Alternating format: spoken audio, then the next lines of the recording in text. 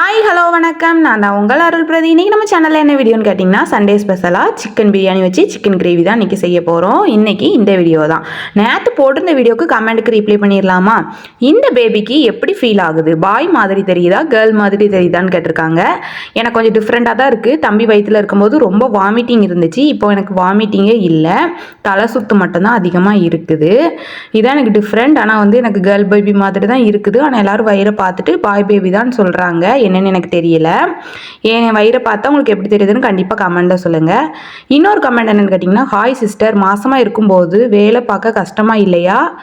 பார்த்து வேலை பாருங்கள். Thank you very much. கண்டிப்பாக பார்த்து வேலை பார்க்குறேன், கஷ்டமாலாம் இல்லை. டெய்லி ரொட்டீன் வேலையை பார்க்குறது கொஞ்சம் ஈஸியாக தான் இருக்குது, உடம்புக்கும் கொஞ்சம் ஹெல்த்தியாக இருக்குது.